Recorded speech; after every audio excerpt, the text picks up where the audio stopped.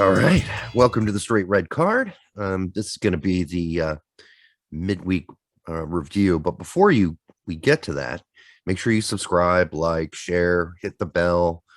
And then, Brett, you've got like a public service announcement to make about Twitter. Yeah, I'm on Twitter all the time. I feel like some people don't know the etiquette of Twitter and how to handle things. Mm-hmm. So if you're on Twitter and you see somebody making an asinine comment, generally speaking, it's usually race baiting. Before you respond, take a moment, click on their profile, it could be his or her profile, and look at the creation date. If it's within the last couple months, it's an absolute sock puppet troll account. Yeah. Don't respond to them, or if you want to respond to them and banter back and forth, by all means, but don't take them seriously. But if people start talking about how so and so is not being included in insert roster here because of their race, just take a step back and look back on that, because this is ridiculous. Just ignore that. By the way, your mic is loud as fuck. Interesting. Yeah, this is about the loudest you have ever been. Do you do any changes on the settings? No, not at all. You might want to step back a foot or two. This is the toughest part when we record our shows, is gauging where it's at, loudness, you know? Yeah, I would say you're really, really loud. But just generally you aren't this loud. Yeah. I feel like if you have an option between me being too loud or me being too quiet when you're editing the video, you're probably going to prefer me to be too loud. Yeah, well, you have been too loud in the recent shows. You're louder than me, but I mean, it's not worth it. I want to be heard, Derek. God damn it. I can hear you. Fucking A, dude. Jesus Christ. I mean, that just blew out my eardrums. All right. Audio change on the fly. By the way, I think that's the guy you said that Julian Green isn't being called up because he's black. Or he's African. He's African American. Well, yeah, it's funny because a lot of the talking points are, well, why are players like Leggett getting called up and ruled on because they're just pretty faced Latinos or whatever, and I'm just like, Jesus Christ. Whoa, yeah, that's not cool. It's been. I mean, we've had a lot more African American players on our team over the years than we have, Hispanic players. So. I mean, it'd be hard for you to go back through all of our depth and say that the best players weren't necessarily called in consistently. Now, there may be some favorites of the coaches that get called in that you're like, well, that player should probably not be here over this player. Like consistently, yeah. Leggett's just a fit. He's one of his just like Acosta is one of Gregg's favorites, right? Well, until we find that second six, man, he's going to be a favorite. And, as far as our starting 11 right now, you got Stefan, Miles Robinson, Dest, Jedi, McKenny, Adams, Musah, Weah. Yeah, that's 8. 8 African-American starters, right? Yeah. Did I count that right? So I don't think... And that's not counting the fact that we usually have Brooks. And too. Believe me, Gregg Berhalter doesn't care. Pefok, He just wants DK. Yes. And when they're there, they're the backups right now to Pepe. So I don't know. Listen, and that's why it's a troll account. They're trying to get people all riled up and pissed off about something that doesn't exist. So not for Gregg Berhalter, it doesn't, and not for this U.S. men's national team. No, it does not exist. Now, does it exist in the world? Of course it does, but not for this team. Okay. Gregg just wants to play the best 11. I mean, the best 11 in his head at the time, which could be just about anything sometimes, but generally we have a pretty good idea of who our starters are. And that's the thing. You can make an argument for player X, Y, or Z over A, B, and C, but it is Berhalter's team, and he's going to call in players he's comfortable with, unfortunately. Mm-hmm. He's going to play a very consistent, well, not very consistent lineup. Actually, he varies quite a bit. But for the most part, if you're predicting a roster, unless there's injuries and stuff like that, you could probably gauge about 90% of it. Speaking of rosters, how many players do you think Berhalter is going to bring to this Camp Cupcake tomorrow. I mean, we're not going to predict who they are, but I'm thinking it's going to be a lot because it's usually a lot. I don't know. This is one game. I mean, maybe he calls them in for the camp and just to gauge how certain players are. Well, the reason I bring that up is because the camp's fairly long and we're only playing one friendly. That means you really, you want to play some maybe 11 on 11 in practice. And so you want to bring 2 full teams, right? I would guess. So that's why I think, we're going to see in the 30s. We're going to see. I predicted more along the lines of him sticking with the 25, 26 range. I'm going with 33 because it's cheap. It's domestic. They're going to stay here. I don't know. I mean, got to house them. Still got to feed them. Oh, geez. Are we really at the point where you got to worry about that? Like the U.S. men's national team's like, oh man, always got to count that fucking that Turner guy, man. He eats like 3 burgers every dinner. We can't afford that, so we can only call up 2 keepers. We can't afford to have Slonina and his love of pierogies. Can't do that. So that's too much. That's too much food to buy. Anyhow, the other hilarious thing this week was Nashville's free penalty kick taking. They missed every single penalty kick. Yeah. In the playoffs. Every single one. They weren't even close. They were horrible. Oh, well. At least they made the playoffs. I'll give them credit for that. It's possible that the game was fixed and they all had money on Nashville losing. Talk about conspiracy theories. I don't think you need to miss all the missing. 4. Come on. You don't have to miss all 4. They only need to miss a few, not 4. 3. Don't fuck around, man. That's a lot of money on the line. I mean, if you're going to go bad, just go bad, I guess, But, man, that was ugly to watch. So this is our midweek report. It's going to be a little shorter than usual because not a lot of games have been played. But I'm going to start with Tuesday. And Sargent went 67 in another pretty good game for Norwich. I think they might be turning it around there. I mean, this team looks totally different and they look better. They look like they're ready to attack, and they look like they're finding some meaning. Whereas before it was just a meaningless, everybody was all over the place. All kinds of fairness, that was against the 10-man Newcastle team who's still working to find their first win. I get it. But I get it. But Norwich has been really bad this year. And they gave up the goal while they were up, man. That's just I don't know. If there was ever a game for them to win, I look at that game and I said Norwich lost 2 points there. They did. But, and you're right about that, but they are turning a corner here because they were fucking awful not long ago. I mean, not just bad, but awful. So you might get this video canceled if you mention that name. Farka? No, sorry. I'm playing the fact that some of our commenters have been mentioning that they've used that term, Farka or Farka, yeah, it's been and they've been nixed. I saw it up today. Somebody said Farka something, and it's still up Must there. Be like that silly duck reference. Oh yeah, at the time or silly goose. It was silly goose. Yeah, the time I got kicked off Facebook for calling somebody a silly goose. Oh my god! And I wasn't even calling him a silly goose. I was quoting somebody who had already called somebody else a silly goose who got kicked off. And then I said, yeah, I just got a report, and I was reporting to everybody on the page because I run it.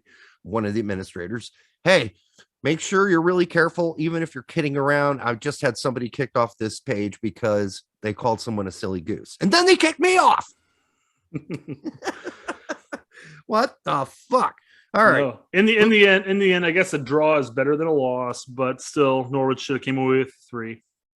Yeah. Speaking of losses, Busio and Tessman lost for Venezia this week on Tuesday, and I got to say, Busio did not look good, and that's why he got jacked at the 60th.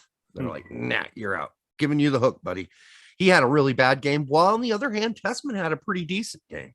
So are we going to see more Tessman than Busio now? I don't know. But we might see a lot more of both of them. At least that's my hope, because Tessman really played a good game. He was solid. McKennie was injured. He didn't play. Ian Harkes went 90 in a loss for Dundee United. Matt Miazga got a 90 in the Copa de la Rey. Ooh, what, against the 5th division team, wasn't it? It was, yeah. And they won because it was Good. they played a horrible team. But, I guess this could be the trend going forward for Matt. He might just see time in cup games going forward because he's not starting for it just boggles my mind. For like the first 2/3 of the first half of the season, that's a lot of fractions there. He was playing week in, week out. Yeah, but that's because that one guy was injured. Oh. Yeah, and as soon as that dude got back, Miazga went back to the bench. You're saying Miazga needs to go and kneecap a bitch, huh? He might have to do a little Tanya Harding action on him. And for those of you who don't know who Tanya Harding is, just look her up. But don't type in the word porn afterwards. Tanya Harding baseball bat incident. Yeah, it'll be good. It's certainly not our curse-free video that we talked about doing. Oh, I know we did. So Brett and I had this theory that a lot of our views were going down because we were cursing. We weren't sure. We just know we weren't coming up in people's feeds anymore. Our subscribers weren't getting a notice that our new videos were out. But things are gotten better since we bitched and complained. I don't know if they're listening, but us now. Well, and the last video was approved in like almost instantaneously. Like you have to go through that cycle where it's checking you to make sure you are worthy of having, commercials on your show. And usually that has been for a week taking a long time. But last night it took like 30 seconds. Even you were like, what the hell? That was fast. Super quick. And that's a 30-minute video. And those usually take a while. Let's see. We move on to Marcel Kostli. I know I brought him up last time. He plays for Mannheim way down in, I think, 3 Bundesliga, but he got an assist again. And I don't know. He's almost aging himself out of, any hope. I mean, there was never any hope anyhow. Alex Mendez, 66 for Vizela. But Alvarado rode the pine for 90, but at least he was in the 18. Pulisic, 90 in a sort of, I don't know. I mean, I'm always expecting when Pulisic gets the full 90 that he's really involved in a lot of the attacking efforts. And he was to some degree, but not really in that final pass sort of situation, or one guy to beat, or one pass to make, or a cross that just missed by a hair. Yeah, it just wasn't. Sometimes it doesn't work. I mean, I feel like sometimes I don't know. Just sometimes they get canceled out between him and Mount when they play on the opposites. They go one direction over the other. But at what point during the game? Because again, I didn't get to watch the game. At what point did he get pushed back to wingback? Oh, when Ziyech came in, or I can't remember when the whatever they called them subs were made, but I hope that doesn't happen very often. I mean, he's not a right wingback. That's 2 games in a row now. I know you can't do this to him. Please, Tuchel. If that's happening, then I have to say that a transfer cannot happen fast enough. Yeah, he needs to get the fuck out of there if that's going to happen. He's an attacking player. Yes, can right wing backs be attacking players? They can, but they have a significant defensive responsibility. It worked for Davies, but Pulisic isn't Davies in that sense. So Pulisic needs to be up there. He needs to be up there and included in the attack. That's all it has to be. Didn't you have some Liverpool thing you were going to talk about? With that's what I was talking about. The transfer has to happen if that's the case. If he's going to continue getting pushed back the wing back, and maybe that's only while Reece James is in there because of injury or red cards or whatever the hell happened. I forgot now. But but maybe that's the case. But I mean, as an emergency, fine. Yeah, I'm fine with that. But don't play him back there just because you're Tuchel. Don't do that, Tuchel, please. Hey, but he got 90 minutes, man. He did, but it wasn't like the best 90 minutes. It really wasn't. And I'm happy he got through that uninjured. I guess I'll put it that way. Sure. Eric Palmer Brown did not start or did not dress. I mean, it's not like he was naked running around the field. What I mean is he did not dress for the team. He's probably injured. I'm guessing he's injured because how long can he just not even be included in the 18? It's weird. I mean, why would you buy a player and then never even put him on the bench and get a sniff. I don't know. Gio Caccini, 10th from Montpellier. Konrad, 70. Yeah, that's good. He got some playing time. So Marseille has, like they said, he was going to start when that game was canceled. Well, now he is starting. So let's see what happens. Weah went 80 with an assist, which is sweet. Reynolds in the 18 didn't play. Toljan 90 in a tie for Sassuolo. De La Torre 90 in another loss for Heracles. That's not going well. Christian Ramirez 84 and an assist for Aberdeen. Hoppy's still injured. Joel Sonora played his brother's team, Independiente, and he scored. And he played 20 minutes for Banfield. So which Sonora came out? And the Alan Sonora in Independiente is injured, so he didn't even play. So there you go. There wasn't a brother versus brother war there. That would have been cool, but it didn't happen. And does this mean we should pay attention to Joel Sonora as well as Alan Sonora? I know Alan's younger. Well, and I know that Berhalter has mentioned, or somebody said, behind the scenes, that Berhalter was really hoping to get Alan into this December camp. Yeah. Yep. Now that's what I heard, but we'll find out tomorrow. But he's injured, so I don't know how he can come. Alan Sonora is now injured. You can bring Johnny Cardoso, but I think Alan is injured. I have no idea about any of the South American leagues actually when it comes to their breaks and stuff like that, because it's not a FIFA sanctioned day. It's not December. So I mean, are they on a winter break? Is this in between? I don't know if they play the two seasons sort of like Mexico does or anything like that. But is there a break some form that they may be able to get released? Filippo mentioned Sonora and Cardoso too, I think. So he must know about some sort of break that we're not aware of. But otherwise, I don't want them to come play in Camp Cupcake if their league's still going on. Not when they're starting and playing regularly. Yeah, I mean, Alan was starting before, the injury. So Berhalter, you want to impress me? You give him a call up next window. Yeah, give him a call. Yep. Owen Otasawi still has not even made it onto the bench at Club Brugge. He might have given a call to Ethan Horvath before he signed for that club and said, "Hey, how'd that go for you?" Well, I feel like there's two different personalities there. Well, that's true. One is meek and quiet, and the other one is a sort of a pain in the ass. Not so meek, not so quiet. Exactly. He's a pain in the ass, and he's been a pain in the ass with the U.S. men's national team, and he's been a pain in the ass with his club team prior to this club team. That's Wolves. And now he's a pain in the ass, and he's been sort of relegated to the second team for Club Brugge. So, he did not play in their cup game this week. And, that unless there was never a time if he's got to improve his attitude, or else, because remember he told Gregg, hell no, I ain't playing center back, don't even ask me. Yeah, dude, if Gregg tells you to play center back or try it out in practice, you say yes, and then you do it. Yeah, okay. You'd be like I mean, I'll play it, Gregg. I might suck because I've never played the position before, but I'll play it if you ask me to. Listen, you don't cross Gregg too hard. Yes. I mean, we saw Hoppy kind of cross Gregg, right? Yeah. They sort of made up with that T-shirt gag and all that. Do you think Hoppy was required to in order to get back on the pitch to wear that shirt? I don't know. You needed to do something. Berhalter's like, in order to get back on this team, Hoppy, you have to wear this. Well, and then with me. What Hoppy said was not great. I mean, he basically told Gregg, "What the fuck are you doing? I'm the best player on this field." That's not something you say. I don't care. I mean, maybe I might have said it in high school once. So yeah, Gregg was probably like, "I know, stop yelling at me." Yeah, no, Gregg was like, "Go fucking sit the fuck down." That's what Gregg. Read his lips, dude. You can read his lips on that video replay. He's like, "Go fucking sit down."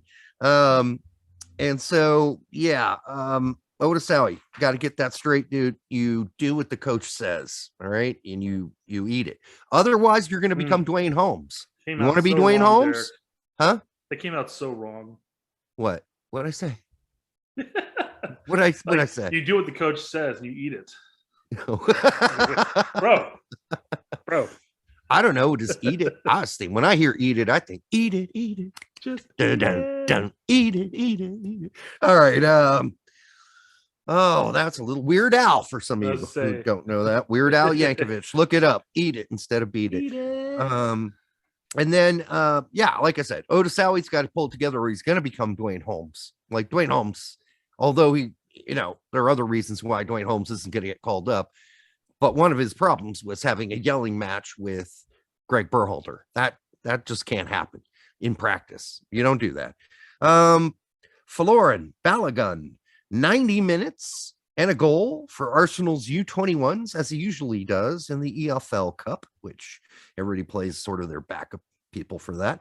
And their U21s. Mark McKenzie got 90 in a cup game. Woo-woo. Right.